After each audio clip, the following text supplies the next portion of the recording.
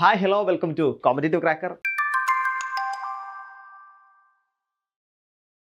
Competitive ക്രാക്കറിന്റെ പുതിയൊരു വീഡിയോയിലേക്ക് നിങ്ങൾക്ക് സ്വാഗതം. അപ്പോൾ നമ്മൾ കുറച്ച് സമയമായിക്കൊണ്ട് തന്നെ ദേവസ്വം ബോർഡിന്റെ എക്സാമിന് വേണ്ടി പ്രിപ്പയർ ചെയ്യാണ്. ദേവസ്വം ബോർഡിന്റെ ഓരോ ടോപ്പിക്കുകൾ നമ്മൾ നോക്കുകയാണ് അല്ലേ. അതായത് ടോപ്പിക്കുകളെ പറ്റിയുള്ള വീഡിയോസ് ഒക്കെ നമ്മൾ ആദ്യം ചെയ്തു. അതിൽ സ്പെഷ്യൽ ടോപ്പിക്കിൽ ഏതൊക്കെ അടങ്ങിയിരിക്കും നമ്മൾ ചെയ്തു. അത് കൂടാതെ സ്പെഷ്യൽ ടോപ്പിക്കിന്റെ കുറച്ച് ഏരിയ നമ്മൾ എന്ത് ചെയ്തു, കവർ ചെയ്യുകയും കൂടി ചെയ്തു അല്ലേ.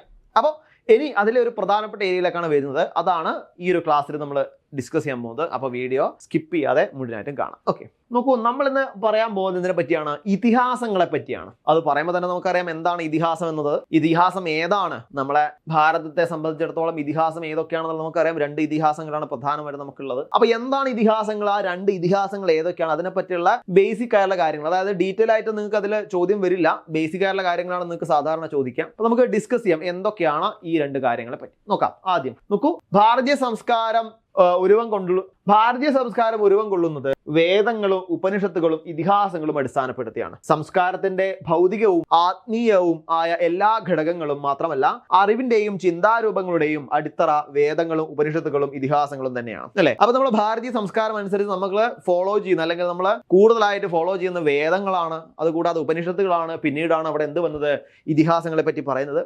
അപ്പൊ നമ്മുടെ സംസ്കാരം ഇങ്ങനെ രൂപീകരിക്കാൻ വേണ്ടി തന്നെ ഈ വേദങ്ങളും ഇതിഹാസങ്ങളൊക്കെ അല്ലെങ്കിൽ പുരാണങ്ങളൊക്കെ വളരെ വളരെ നല്ല രീതിയിലുള്ള ഒരു ഉത്തേജനം നമുക്ക് നൽകിയിട്ടുണ്ട്. അപ്പോൾ അതുകൊണ്ട് തന്നെയാണ് ഇപ്പോഴും ആ ഭാരതീയമായുള്ളൊരു സാംസ്കാരികത ഇപ്പോഴും നിലനിന്ന് പോകുന്നത്. അത് തന്നെയാണ് മറ്റുള്ള രാജ്യക്കാരെ നമ്മളെ നോക്കുന്നതും അല്ലേ. നമ്മൾ സാധാരണ മറ്റുള്ള രാജ്യക്കാരെ നോക്കുന്ന സമയത്ത് നാനാത്വത്തിൽ ഏകത്വം അല്ലേ. അവിടെ എന്താ, നമ്മൾ ഇന്ത്യ എന്ന് പറയുന്ന രാജ്യത്ത് തന്നെ ഒരുപാട് വിധത്തിലുള്ള സംസ്കാരങ്ങളുണ്ട്, ആചാരങ്ങളുണ്ട്, അനുഷ്ഠാനങ്ങൾ, ഒരുപാട് മതവിഭാഗങ്ങളുണ്ട്. ഇവയൊക്കെ ഒരു കുടക്കീഴില് നമുക്ക് ഒരുമിച്ച് നിർത്താൻ പറ്റുന്നുണ്ടെങ്കിൽ അത് നമ്മളെ സംസ്കാരത്തിന്റെ ഭാഗമായിട്ടാണ്. നമ്മളെ സംസ്കാരത്തിന്റെ ഭാഗമായിട്ടാണ് ഇത്തരത്തിലുള്ള വേദങ്ങളും ഇതിഹാസങ്ങളൊക്കെ വന്നത്. നമുക്ക് പ്രധാനമായിട്ടും 2 ഇതിഹാസങ്ങളെ പറ്റിയാണ് പറയാനുള്ളത്. അതാണ് ഒന്ന് രാമായണവും അതേപോലെ തന്നെ മഹാഭാരതവും അല്ലെ. രാമായണവും മഹാഭാരതവുമാണ് നമ്മളെ ഇതിഹാസങ്ങൾ. നമുക്ക് നോക്കാം എന്താണ് രാമായണവും മഹാഭാരതം എന്നത്.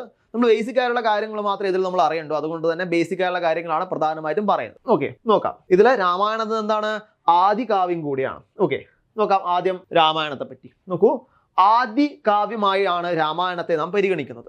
ആദി കവിയായി വാൽമീകിയും 24,000 ശ്ലോകങ്ങളിൽ എഴുതി കഥയും കഥാപാത്രവും കഥാവസ്തുവും രചയിതാവും പഠിതാവും ഗായകനും ഒക്കെ കൂടിക്കലരുന്ന കാവ്യശില്പം അനുഭവമാണ്. അപ്പൊ ഇത്തരത്തില് ഒരുപാട് വർഷത്തെ പഴക്കമുള്ളതാണ് ആദികാവ്യമായ രാമായണം. രാമായണം എഴുതിയതിന് ആരാണ്, രാമായണം എഴുതിയത് നമുക്കറിയാം വാൽമീകിയാണ് അല്ലെ.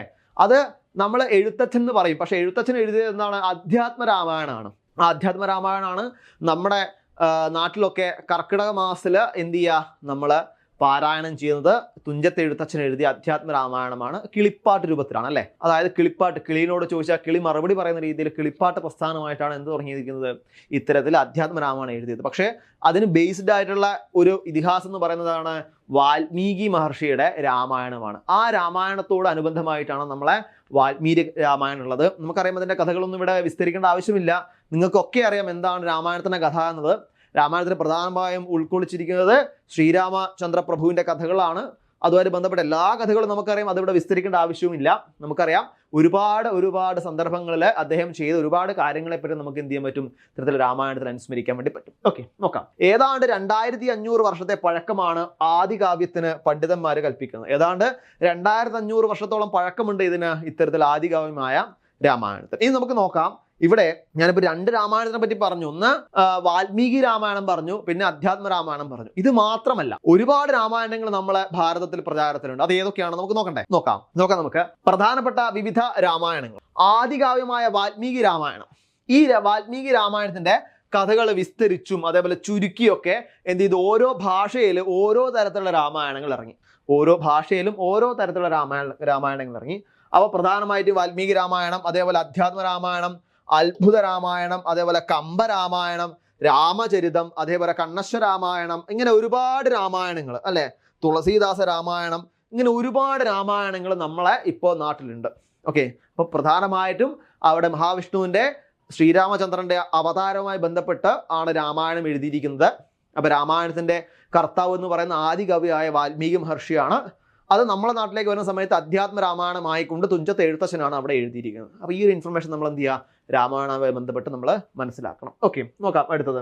അടുത്ത മറ്റൊരു ഇതിഹാസമാണ്, അതിന്റെ പേരാണ് മഹാഭാരതം അല്ലെ. മഹാഭാരതത്തിന്റെ കഥ നമ്മൾ ശരിക്കും വായിച്ചു നോക്കാൻ തന്നെ നമുക്കറിയാം അല്ലെ. ഒരു സീരിയൽ ഉണ്ടായിരുന്നു മഹാഭാരതം എന്നും പറഞ്ഞ്, എനിക്ക് തോന്നുന്നു ഏഷ്യാനെറ്റിലാറ്റാൻ ഒരു 6 മണി മുതൽ 7 മണി വരെ, അല്ലെങ്കിൽ 7 to 8 മണി വരെ ആ സമയത്തായിരുന്നു മഹാഭാരതം എന്നുള്ള ആ ഒരു സീരിയല്. അത് ഹിന്ദി റീമേക്ക് ആയിട്ടുള്ള സീരിയലായിരുന്നു അല്ലെ, ഹിന്ദിയിലാണ് അവിടെ. അപ്പോൾ ഇവിടെ മലയാളത്തിലേക്ക് വരുന്ന സമയത്ത് എന്ത് ചെയ്യും, അത് റീമേക്ക് ചെയ്ത് മലയാളത്തിലേക്ക് കൊണ്ടുവരുന്നു.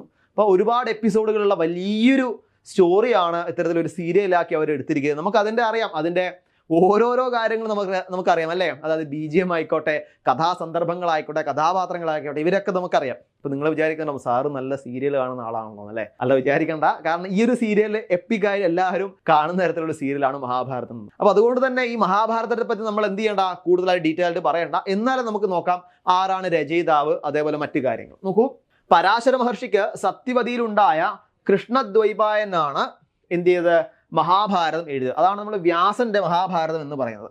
ഓക്കെ, വ്യാസന്റെ മഹാഭാരതമാണ് ഇത്തരത്തില് പരാശര മഹർഷിക്കും സത്യവതിക്കും ഉണ്ടായ പുത്രനാണ് കൃഷ്ണദ്വൈപായനൻ.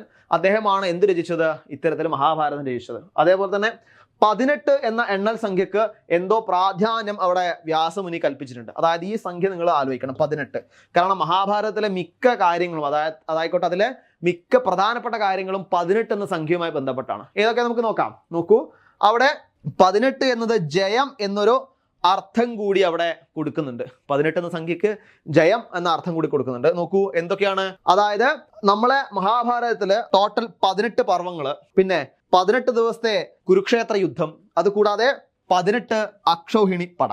അപ്പൊ ഇതൊക്കെ ഒരു അക്കവുമായി ബന്ധപ്പെട്ട്, അതായത് 18 എന്ന സംഖ്യയുമായി ബന്ധപ്പെട്ടാണ് എന്ത് ചെയ്യുന്നത്, അവിടെ പ്രധാനമായിട്ട് സൂചിപ്പിക്കുന്നത് മഹാഭാരത കഥയെ. ഓക്കെ, നമുക്ക് മഹാഭാരതത്തെ പറ്റി കൂടുതലായിട്ട് നമുക്ക് നോക്കാം. നോക്കൂ, മഹാഭാരതം അധ്യായങ്ങൾ എന്നതിന് ഉപരിയായിട്ട് പർവ്വങ്ങൾ എന്നാണ് പറഞ്ഞിരിക്കുന്നത്.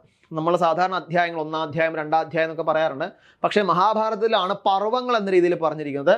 അതായത് ആദിപർവം, സഭാപർവം, വനപർവം, വിരാടപർവം, ഉദ്യോഗപർവം, കർണപർവം, ദ്രോണപർവം, ഭീഷ്മപർവം, ഇങ്ങനെ ഓരോന്നിനും ഓരോ പർവം എന്ന രീതിയിലാണ് മഹാഭാരതത്തിൽ കൊടുത്തിരിക്കുന്നത്. നമുക്കറിയാം മഹാഭാരതത്തെ പറ്റി കഥ 2 തരത്തിലുള്ളതാണ്. അതായത് പാണ്ഡവന്മാരും അതേപോലെ കൗരവന്മാരും അവർ തമ്മിലുള്ള ബന്ധങ്ങളെ പറ്റിയും ആ ബന്ധം എങ്ങനെയാണ് കൂടുതൽ പ്രശ്നത്തിലേക്ക് പോയതെന്നും അതിൽ എങ്ങനെയാണ് അവസാനം മഹാഭാരത യുദ്ധം അല്ലെ കുരുക്ഷേത്ര യുദ്ധത്തിൽ എത്തിപ്പെട്ടതെന്നൊക്കെ നമുക്കറിയാം. അത്തരത്തിൽ മഹാഭാരതത്തെ പറ്റി കൂടുതലായിട്ട് പറയുകയാണെങ്കിൽ നമുക്ക് ഒരു ദിവസമോ 2 ദിവസമോ 3 ദിവസമോ അല്ല, നമുക്ക് ഒരുപാട് പറയാനുണ്ടാവും അല്ലെ. അത് ജസ്റ്റ് ഒന്ന് സൂചിപ്പിക്കാൻ മാത്രമേ ചെയ്യുന്നുള്ളൂ. നിങ്ങൾക്കറിയാം അതിന്റെ കഥകളൊക്കെ. അപ്പൊ നമുക്ക് ബേസിക് ആയിട്ട് ഇവിടുന്ന് ചോദിക്കാൻ സാധ്യത മഹാഭാരതത്തിനെ പറ്റി ആരാണ് രചിച്ചത്, പ്രധാനപ്പെട്ട പർവ്വങ്ങൾ ഏതൊക്കെ, എത്ര പർവ്വങ്ങളുണ്ട്, ഇത്തരത്തിലുള്ള കാര്യങ്ങളായിരിക്കും പ്രധാനമായിട്ടും എന്ത് ചെയ്യാം ഈ ഒരു ഏരിയയിൽ നിന്ന് പ്രധാനമായിട്ടും ചോദിക്കാം. ഓക്കെ, അപ്പൊ അതൊക്കെയാണ് നമുക്ക് ഇതിഹാസങ്ങളെ പറ്റി പറയാനുള്ളത്. ബേസിക് ആയിട്ടുള്ള കാര്യങ്ങളെ നമ്മൾ പറഞ്ഞിട്ടുള്ളൂ, അറിയാം. കാരണം മഹാഭാരതത്തെ പറ്റിയും രാമായണത്തെ പറ്റിയൊക്കെ നമുക്ക് കൂടുതലായിട്ട് അറിയാവുന്നതാണ് അല്ലേ. അതായത് നമ്മൾ ഒരുപാട് പ്രാവശ്യം നമ്മൾ വായിച്ചതും അതേപോലെ തന്നെ ഒരുപാട് പ്രാവശ്യമായി നമ്മൾ സീരിയൽ രൂപത്തിലും സിനിമ രൂപത്തിലും അല്ലെങ്കിൽ നാടകങ്ങളുടെ രൂപത്തിലൊക്കെ നമ്മളെ മുന്നിൽ ദൃശ്യമായി കൊണ്ട് തന്നെ നമുക്ക് മനസ്സിലാക്കാൻ പറ്റിയൊരു കാര്യമാണ് ഈ 2 ഇതിഹാസങ്ങൾ. അപ്പോൾ അതിനെപ്പറ്റി കൂടുതലായിട്ട് പറയുന്നില്ല, നിങ്ങൾക്കൊക്കെ അറിയാം. അപ്പോൾ പ്രധാനമായിട്ട് ഇവിടുന്ന് ചോദിക്കാനുള്ള ഏരിയകളെ പറ്റി ഞാൻ പറഞ്ഞു, രാമായണത്തെ പറ്റിയും അതേപോലെ മഹാഭാരതത്തെ പറ്റിയും. അപ്പോൾ അതൊക്കെ നന്നായിട്ട് നോക്കുക. പിന്നെ കൂടുതലായിട്ട് അതിൻ്റെ അകത്തുള്ള കഥാപാത്രങ്ങളും അവർ തമ്മിലുള്ള ബന്ധങ്ങളൊക്കെ നോക്കുക. ഇതൊക്കെയാണ് നമുക്ക് ആ ഏരിയനെ പറ്റി കൂടുതലായിട്ട് പറയാനുള്ളത്. നമുക്കറിയാം ദേവസ്വം ബോർഡിൻ്റെ എക്സാം ഇങ്ങ് വന്നെത്തി. നമുക്കിനി എക്സാമിലേക്ക് നമുക്ക് കടക്കാൻ ചുരുങ്ങിയ ദിവസം മാത്രമേ ഉള്ളൂ അല്ലേ. ചുരുങ്ങിയ ദിവസം കൊണ്ട് തന്നെ നമ്മൾ എക്സാമിലേക്ക് എത്തി നമുക്ക് പ്രതീക്ഷിക്കാം. അപ്പോൾ ഇവിടെ നമുക്ക് ദേവസ്വം ബോർഡിന് ഒരു പുതിയ ബാച്ച് ഇവിടെ സ്റ്റാർട്ട് ചെയ്തിട്ടുണ്ട്. അപ്പോൾ ബാച്ചിൻ്റെ പ്രത്യേകത എന്താണെന്ന് വെച്ചാൽ നമുക്ക് ലൈവ് ക്ലാസ്സുകൾ അവൈലബിൾ ആണ്, അതേപോലെ തന്നെ സ്പെഷ്യൽ മെൻറ്റർഷിപ്പ്, അതേപോലെ തന്നെ PDF നോട്ടുകൾ, ഇങ്ങനെ ഒരുപാട് ഏരിയ, അതായത് ഒരുപാട് ഫീച്ചേഴ്സോട് കൂടിയാണ് ഈ ഒരു ബാച്ച് നമ്മൾ സ്റ്റാർട്ട് ചെയ്തിരിക്കുന്നത്. അപ്പോൾ ഈ ബാച്ചിൽ നമുക്ക് ജോയിൻ ചെയ്യാം. ഗുരുവായൂർ ദേവസ്വത്തിലേക്ക് നമുക്ക് ഒരുമിച്ച് പഠിക്കാം. ഈ ബാച്ചുമായി ബന്ധപ്പെട്ട കാര്യങ്ങൾ അറിയാനും ബാച്ചിൽ ജോയിൻ ചെയ്യാനും വേണ്ടി നമുക്ക് ബോർഡ് നമ്പർ കൊടുത്തിട്ടുണ്ട്. ആ ബോർഡ് നമ്പറിൽ നിങ്ങൾക്ക് കോൺടാക്ട് ചെയ്യാം. ഓക്കെ, അപ്പോൾ അതൊക്കെയാണ് നമുക്ക് ഇന്നത്തെ ക്ലാസ്സിൽ നമുക്ക് എന്ത് ചെയ്യാനുള്ളത്, പ്രധാനമായിട്ടും പറയാനുള്ളത്. അപ്പോൾ ഇനി അടുത്തൊരു സ്പെഷ്യൽ ടോപ്പിക്, കുറച്ച് MCQs ആയിട്ട് അത് പറഞ്ഞിട്ടുണ്ടായിരുന്നു കമൻറ്റുകളിൽ, കുറച്ച് MCQ ഡിസ്കഷൻ വരണം എന്നുള്ളത്. ഓക്കെ, ഇനി നമുക്ക് അടുത്ത ക്ലാസ്സുകളിൽ കുറച്ച് MCQ ഡിസ്കഷൻ ആയിട്ട് വരാം. അപ്പോൾ അതുവരെ ഇപ്പോൾ ബൈ.